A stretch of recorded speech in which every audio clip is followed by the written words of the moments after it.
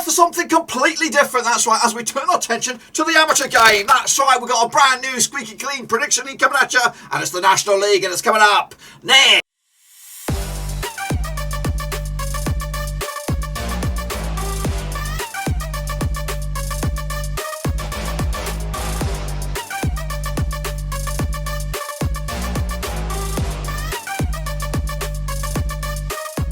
That's right, folks, once again, we're in another prediction video today. We're looking forward to day one, match one of the 2021-2022 English National League, aka non-league football, coming at you right here, right now. And we'll get to that in just 1 second. If you're new, where you been, smash your subscribe and get your bang up to date. All things non-league related, Blackburn Rovers related, world football related. We got it all here.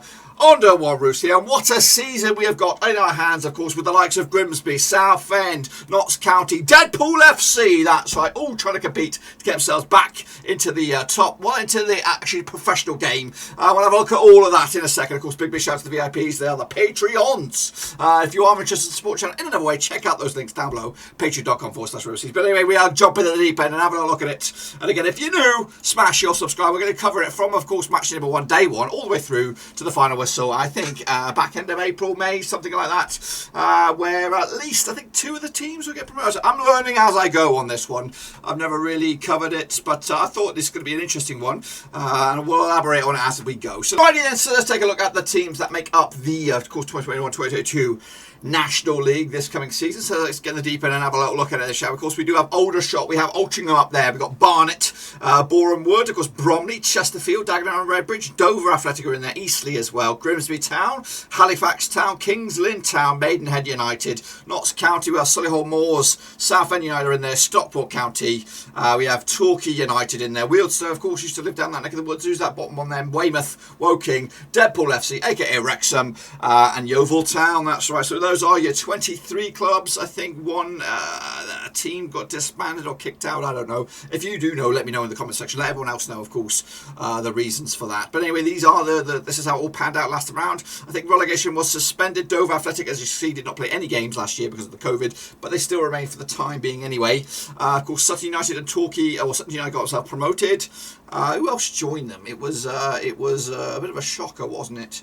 It wasn't Torquay, it was Hartlepool. Hartlepool down in 4th, that's right, they got themselves promoted.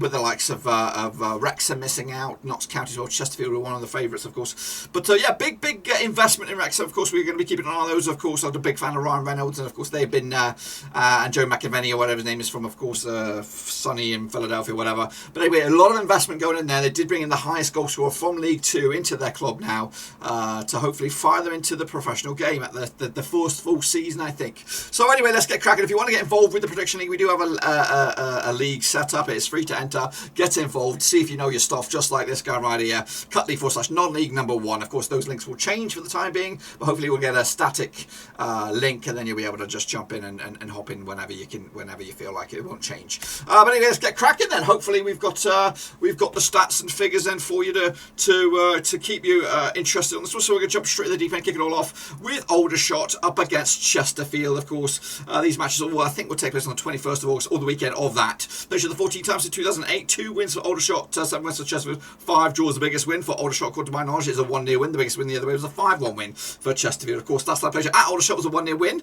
That was back in March 2021. I do have a bookies odds on this one. 23-10 is your Chesterfield. Sorry, 23-10 is your Aldershot. 25 is your draw. 20-20 is your Chesterfield. They are your favourites on this one, but I think I've gone with Aldershot to take an opening day win on this one. Of course, I do anticipate some shocks knocking on the door on this one, but we'll have to see about that. Let's kick it on further then, shall we? Take a look at Bromley. They, I believe, going to be taking on Grimsby Town. They may or may not be, I don't know, but according to my knowledge, do I have any odds on them? So I don't see any odds, so this game might be postponed already. But we're going to talk about it just in case it does go ahead. They played each other twice, according to my knowledge, since 2015. 2 wins out of 2 for Bromley over 2 wins for Grimsby over Bromley, including a 4-1 win, which of course was back in Grimsby. That's not played each other at Bromley back in 2016, and of course it was a 2-1 win going in favour of Grimsby. Of course, I don't have any odds on this one. Grimsby should be one of the favourites I do anticipate for promotion this time around. I'm going to go with a cheeky 2-1 win for Grimsby on the road to get their season off to a flyer and hopefully back towards the tip of the top of the table and hopefully in contention for, of course, a spot in League 2 next round. Dover Athletic then, shall we? taking on Solihull Moors, of course. Again, this one's a bit of a question mark on this. I don't know if it's going to go ahead or not. I don't see any odds, so there's a question mark around it already. Yep, I've got knowledge here. It is going to go. It is postponed. It's confirmed according to my data over here. But I'll tell you anyway, 2-0 win for me if Solihull, if this game was to go ahead. But unfortunately, it is not. So we're going to have to kick on further to the next one. It'll be Barnet taking on Notts County. Hopefully, this game goes ahead. Played each other 21 times since 2006. 11 wins for Notts County, 7 wins for Barnet, 3 draws. The biggest win for Barnet over Notts County was a 3-1 win. Biggest win in the way was a 4-0 win. Going in favour, of course, Notts County. That's fact. Notts County scored 36 goals compared to the 23 by Barnet over the course of those 21 matches. Last time I played each other at Barnet was in fact a 4-1 win going in favour of Notts County. That was back in May 2021. Bookies odds, we have 80-5 for Barnet, 6-4 on Issue Notts County, 11-4 Issue draw. Notts County one of the favourites, I do believe. And they have got at least a point for me on this one. Again, opening day, going to anticipate a bit of a rusty start for other favourites. So, yeah, going to go with a draw on this one.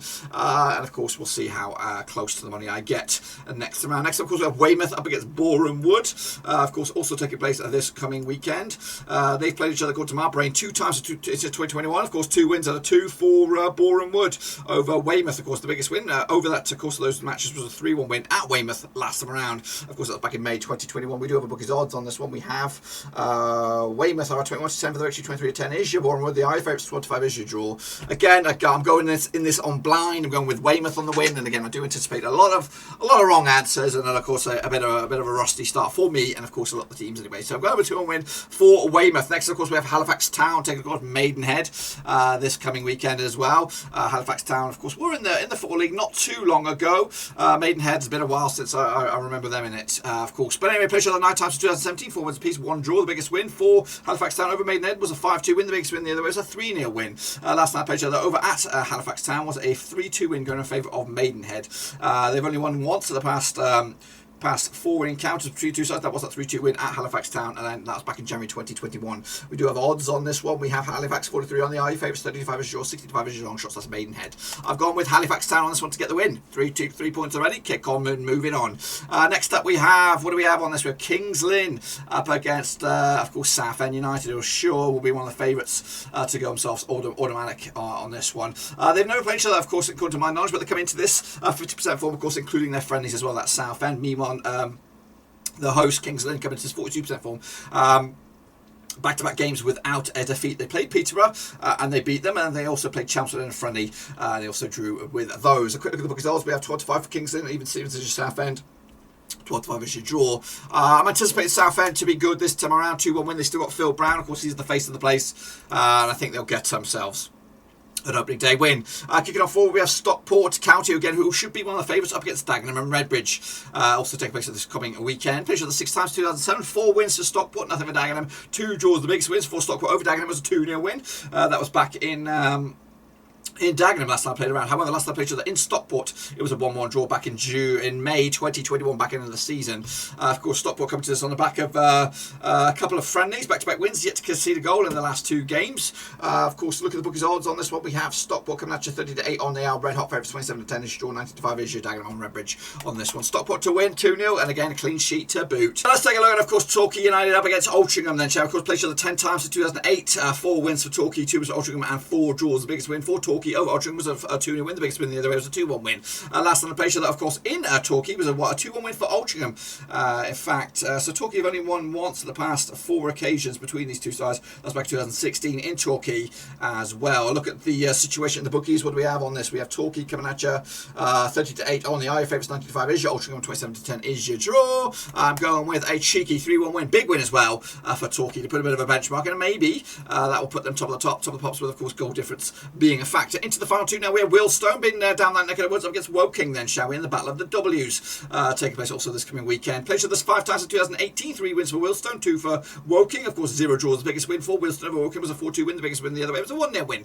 Last time I played each other at Wealdstone was a 1-0 win for Woking, is right. That was back in March 2021. So they hope to do the double over them, or not the double, but of course make it 2 for 2 at Wealdstone. 29-20 is your Wealdstone, 23-10 is your, 33-20 or 3-2 is your Woking on this one. Tough yourself want to call, going with a draw. That's right, 1-1 in the end. And then finally it is the zinger chicken dinner is of course Deadpool FC up against Yeovil Town. That's right, they're going to be locking horns also this coming weekend, or are they? I'm getting vibes that this also will be postponed.